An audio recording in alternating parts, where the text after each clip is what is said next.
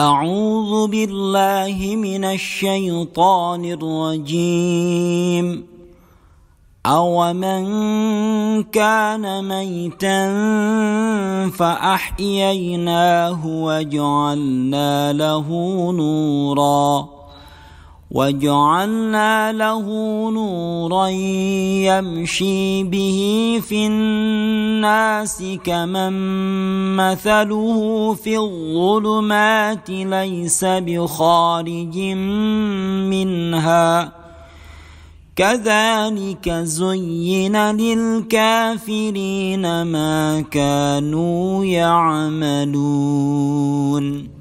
Apakah orang yang telah mati kemudian kami hidupkan dan kami berikan kepadanya cahaya yang terang, yang dengan cahaya itu dia dapat berjalan di tengah-tengah umat manusia, akan serupa dengan orang yang berada di dalam kegelapan yang bertumpuk-tumpuk, yang sekali-kali dia tidak dapat keluar daripadanya.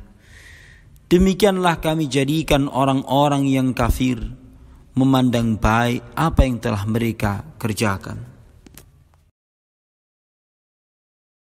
Bismillahirrahmanirrahim. Alhamdulillah. Wassalatu wassalamu ala rasulillah wa ba'd. Dulur sekalian, alhamdulillah. Pagi subuh beberapa hari yang lalu ada sebuah obrolan yang menarik yang dilakukan kami para bapak-bapak sambil berjalan keluar dari masjid kemudian menuju rumah masing-masing. Obrolan itu adalah tentang urusan paling penting di dalam agama kita. Urusan tentang tali penghubung antara seorang hamba dengan penciptanya. Tema obrolan pada waktu itu adalah sholat. Dulur sekalian, rupa-rupanya para orang tua termasuk kami sendiri yang lagi berjalan pada waktu itu adalah merisaukan akankah anak cucu kami suatu saat menjadi penegak sholat. Kerisauan yang juga dimiliki Nabiullah Ibrahim alaihissalam, sehingga beliau berdoa, Rabbi ja'alni muqimas salati wa min dzurriyyati Rabbana wa taqabbal du'a. Tuhanku, penciptaku, penjagaku, pemelihara diriku dan anak cucuku, jadikanlah aku juga anak keturunanku penegak sholat. Wahai Tuhan kami, Engkau yang memperkenankan permintaan-permintaan orang yang meminta. Rupa-rupanya juga kerisauan para orang tua juga mengacu kepada firman Allah Subhanahu wa taala dalam surat Maryam. Fa khalafa min ba'dihim khalfun adaa'us salata wattaba'us syahawati fasawfa yalqauna ghayya. Maka datanglah setelah generasi yang soleh, generasi pengganti yang mereka itu sudah menyia-nyiakan sholat, mereka memperturutkan hawa nafsu, tidak tunduk kepada wahyu dan perintah Allah. Fasawfa yalqauna ghayya. Generasi semacam itu bakal bertemu dengan kesesatan. Dulur sekalian, para orang tua yang lagi berbincang bersama kami merisaukan, Ustadz, padahal anak kami itu sudah kami sekolahkan di madrasah ini, sudah di ini, kok Al-Quran pun tidak pernah disentuh. Wajah pun jarang terbasuh dengan air wudhu. Sholat pun pada usia mahasiswa masih harus disuruh, belum dengan kesadaran diri. Dulur sekalian, mudah-mudahan dua resep mujarab yang akan kita bicarakan ini bisa diamalkan para orang tua dan menjawab kerisauan para orang tua. Yaitu firman Allah Subhanahu wa taala di dalam surat Thaha ayat yang ke-132, di mana Allah Subhanahu wa taala berfirman, wa'mur ahlaka bis-salati wastabir 'alaiha la nas'aluka rizqa nahnu narzukuk wal 'aqibatu littaqwa.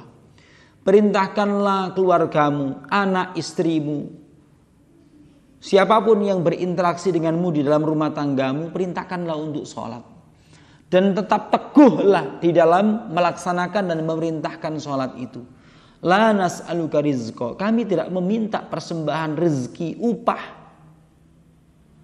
di dalam apa yang kau lakukan. Itu firman Allah Ta'ala. Nahnu narzukuk, bahkan kamilah yang memberikan rezeki. Wal aqibatu littaqwa, kesudahan yang baik hanya diperintahkan bagi hanya diberikan kepada orang-orang yang bertakwa.